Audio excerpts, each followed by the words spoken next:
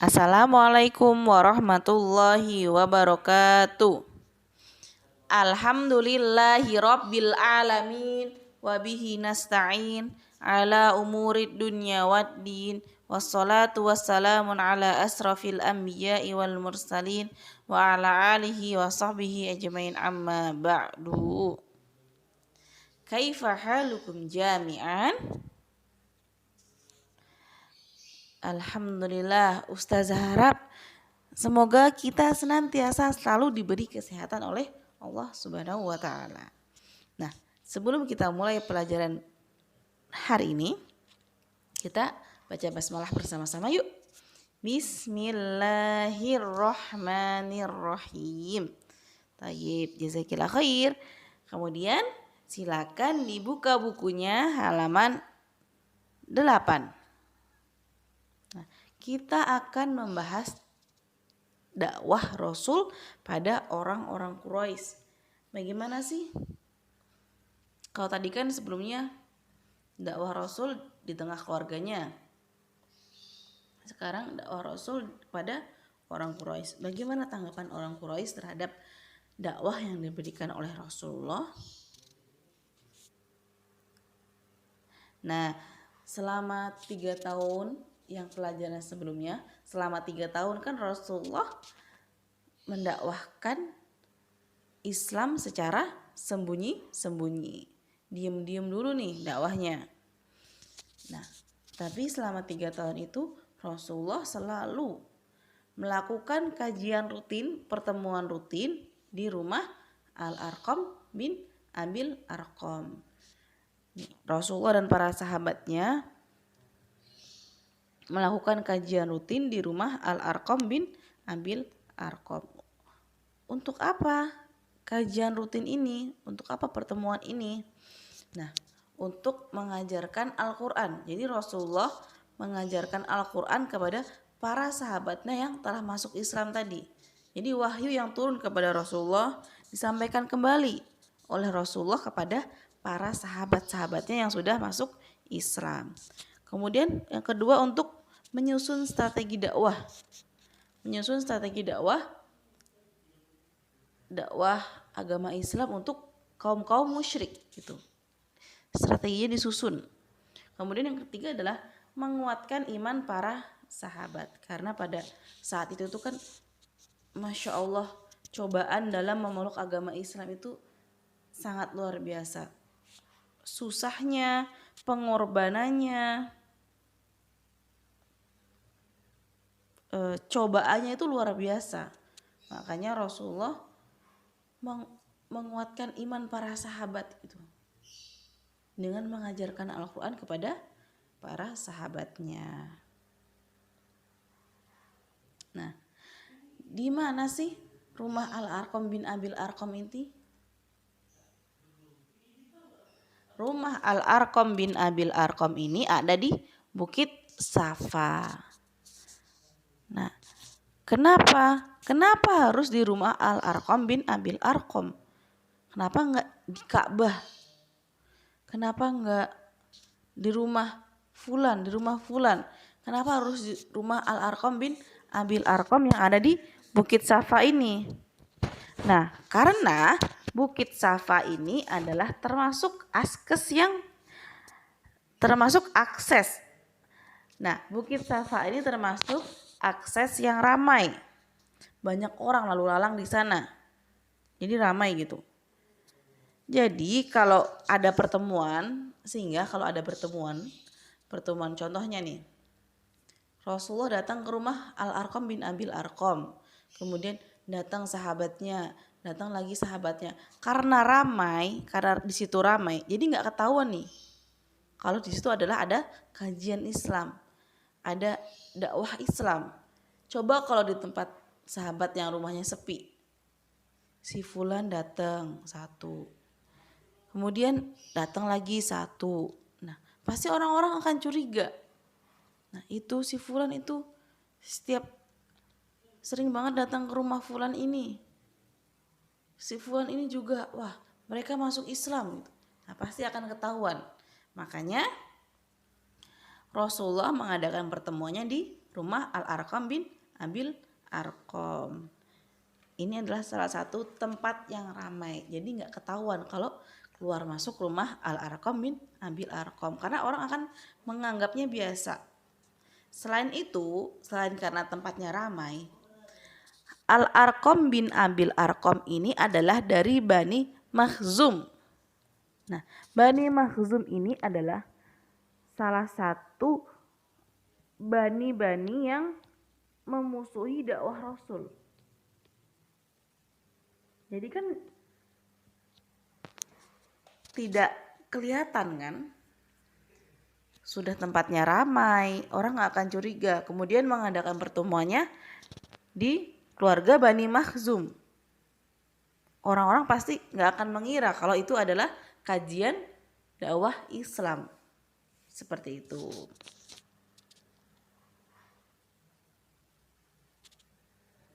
Nah, setelah seringnya kajian rutin di rumah Al-Arqam bin Abi Arqam, kemudian Rasulullah menyeru agar orang-orang Quraisy maksudnya berkumpul di Bukit Safa. Mereka pun penasaran lalu mendatanginya. Maksudnya mereka ini adalah orang-orang Quraisy ya. Jadi setelah selama 3 tahun ini Rasulullah dakwah secara sembunyi-sembunyi, kemudian Rasulullah melakukan pertemuan rutin terhadap sahabatnya, bersama sahabatnya di rumah Al-Arqam bin Abil Arqam. Nah, Rasulullah kemudian menyerukan seluruh orang Quraisy, orang-orang kaum Quraisy untuk berkumpul di Bukit Safa.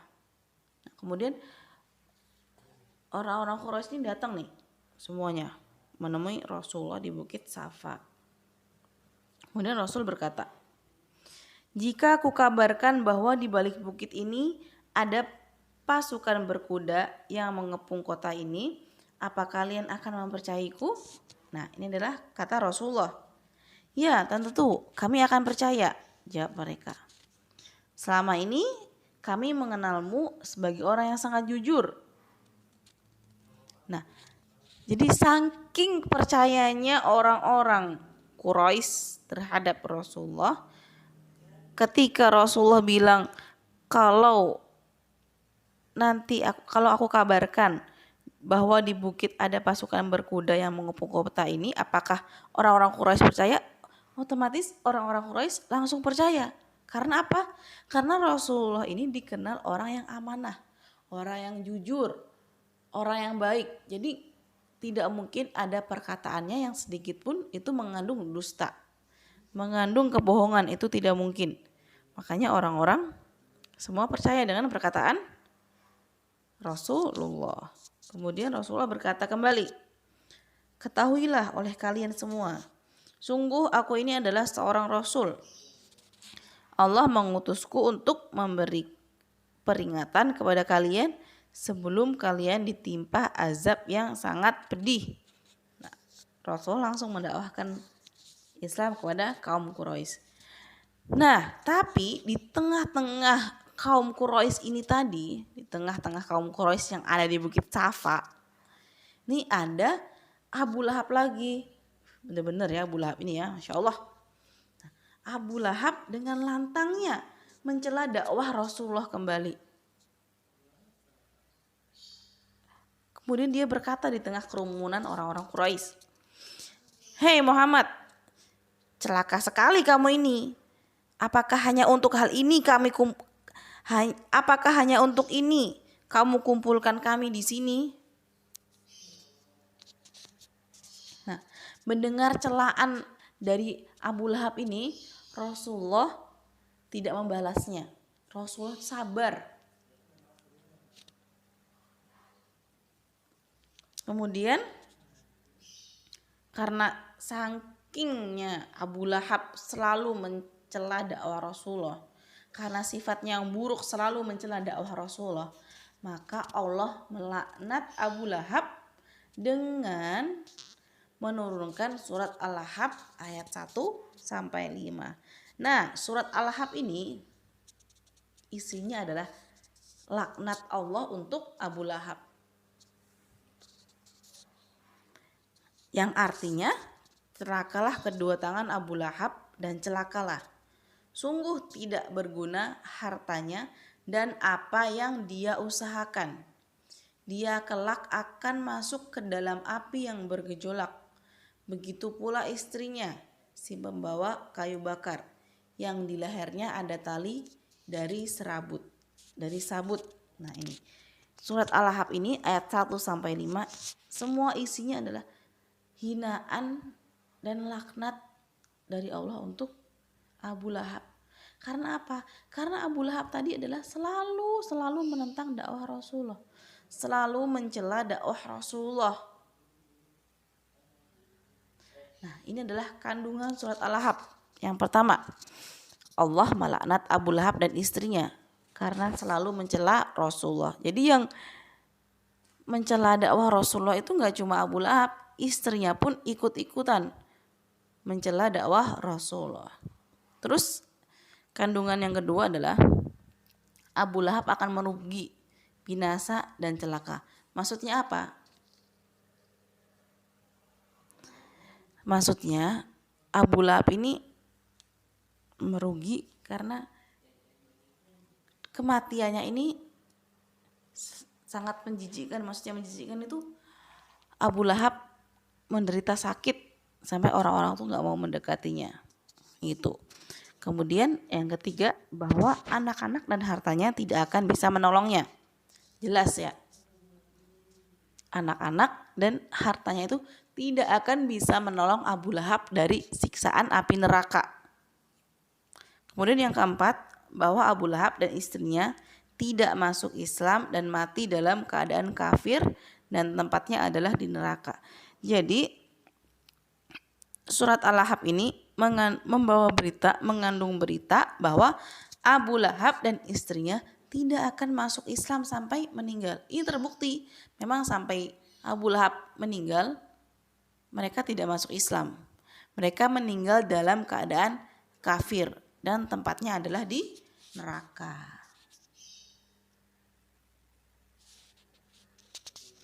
Nah, meskipun tadi kaum Quraisy dan Abu Lahab selalu mencela Rasulullah dan kaum Quraisy menganggap Nabi Muhammad adalah sebagai ancaman. Kenapa? Kenapa sebagai ancaman? Karena Rasulullah membawa ajaran baru, membawa ajaran untuk menyembah Allah, sedangkan orang-orang Quraisy menyembah berhala. Ini sangat bertentangan. Jadi menganggap Nabi Muhammad ini adalah ancaman. Nih, terus kaum Quraisy mulai memusuhi Rasulullah, mulai menghalangi dakwah Nabi, melakukan segala cara untuk menghalangi dakwah Nabi Muhammad, dimusuhi, dihina-hina Nabi Muhammad.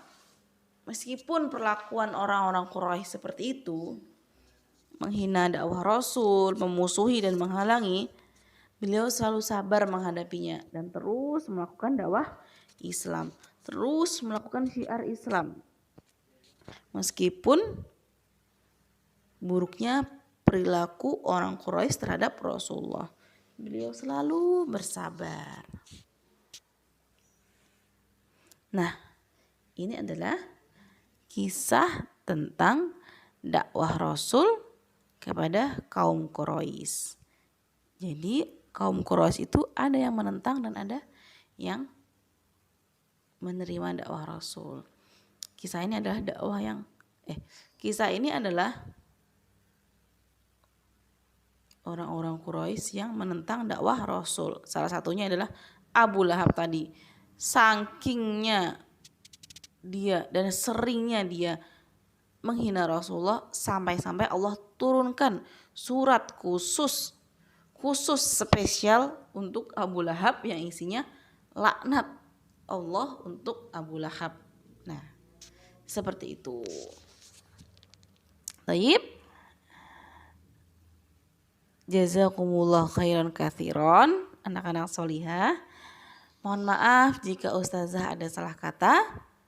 Tetap semangat belajar meskipun di rumah. Semoga kita bisa bertemu di sekolah secepatnya ya. Assalamualaikum warahmatullahi wabarakatuh.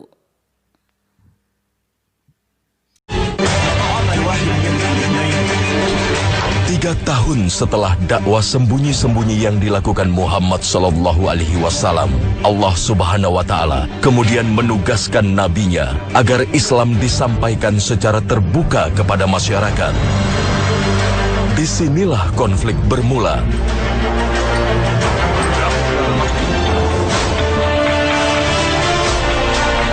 Maka setelah mendapat jaminan perlindungan dari Abu Thalib sang paman yang merupakan pemimpin Quraisy, Muhammad sallallahu alaihi wasallam memberanikan diri untuk naik ke Bukit Sofa dan memulai menyampaikan Islam di sana.